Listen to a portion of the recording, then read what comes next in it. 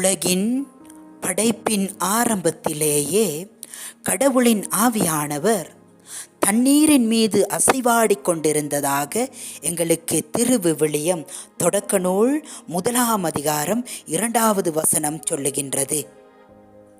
அதே ஆவியானவர் ஆண்டவர் இயேசு திருமுழுக்கு பெற்ற போது அவர் மீது புறா வடிவில் இறங்கியதாக மத்தேயு நற்செய்தி 3 அதிகாரம் 16 எங்களுக்கு சொல்லுகின்றது.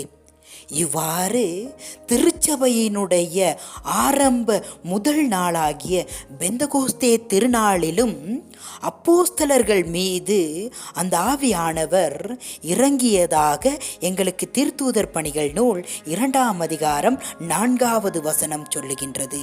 அன்பார்ந்தவர்களே, இவ்வாறு ஆவியானவரினுடைய செயலாற்றுதல் திருவிவிலியத்திலே நாங்கள் பல இடங்களிலே காணலாம்.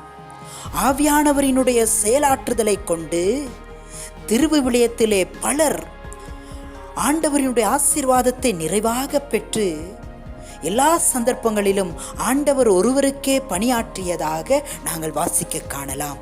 அன்பார்ந்தவர்களே, நாங்களும் தந்தை மகன் தூய ஆவியானவரினுடைய பெயராலே எந்த விடயத்தை ஆரம்பித்தாலும் எந்த செயலை தொடங்கினாலும் நிச்சயம் எங்களுக்கு ஆசீர்வாதம் கிடைக்கும். ஆண்டவரினுடைய வல்லமை எங்களுக்கு நிறைவாக கிடைக்கும். ஆண்டவரினுடைய ஆவியானவர் எங்களுக்கு துணையாகவே இருப்பார்.